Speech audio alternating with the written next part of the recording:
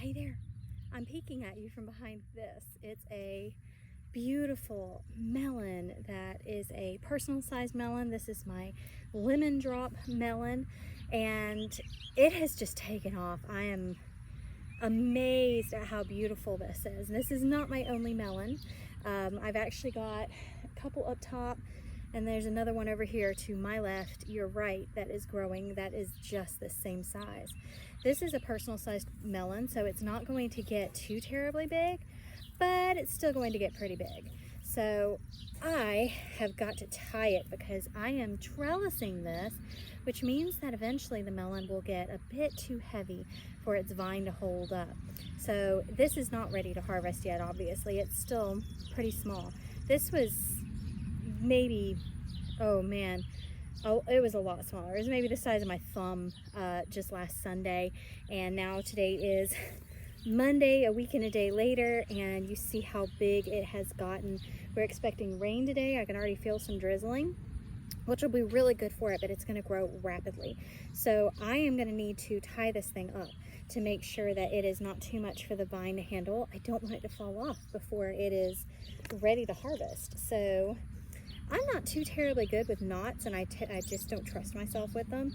So I brought socks and zip ties. You can actually tie socks if you don't want to use zip ties, but I'm going to use zip ties. These are socks that I have that have not had mates in a really long time. I keep a bag of socks sitting around for projects and stuff when I can't find their mates. So you never know when these come in handy. So I'm going to use these now to create a hammock for this fruit. I'm going to zip tie the sock here to this other part of the trellis. I'm going to disappear back here behind the vines for a second. And I am going to give this melon a bit of an assist. I think I'm actually going to tie this one up slightly higher. Let me maneuver that. And I'm not going to tighten it too much. So I'm just tying this around the cattle panels. And I'm going to create a hammock for the melon. There we go. So as it grows, it's not going to outgrow the vine. Now you can also just slip the melon inside the sock and continue to grow it inside. Personally, I like the idea of hammocking it. Isn't that cute? There's the other one that I'm also going to create a hammock for. Looks like all my male flowers are open here. Male and female. I saw some bees back here, which is really good. Those bees pollinate these flowers, and that's how you get the fruit.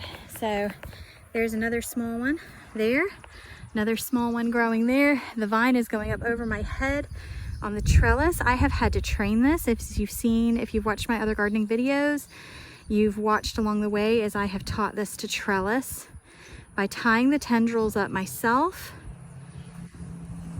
and helping it to get along and along. So see, there's an end that is kind of falling down. I'm going to pick that up. I'm going to put it in here, and I'm going to help it to learn to trellis. So I'm going to get this melon and tie it up the same as I did the other one and give it a good hammock. All right, so I got them both done. There they are behind me. This one's in a sling, or if you want to call it a hammock, that one's in a hammock as well. Oh, they have ladybugs on them. We like ladybugs. We want ladybugs in the garden. They're good for the garden. The other kinds of beetles and things, no, don't have those in the garden. But ladybugs are cool, and they can stay. So I got my melons slung up on the trellis. So in case you were wondering how to do it, that's how you do it. That's how you grow a melon on a trellis. Get it to grow well. This prevents splitting from being as much of a problem.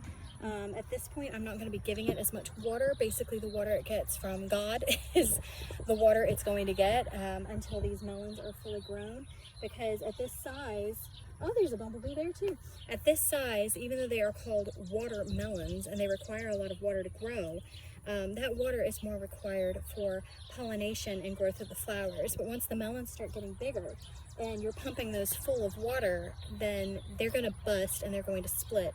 So you need to be careful not to overwater your melons.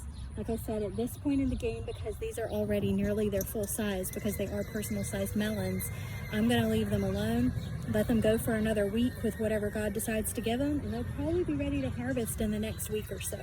So I will see you when I'm harvesting, and I can't wait to give these melons a try. Have a fantastic rest of your day. Bye.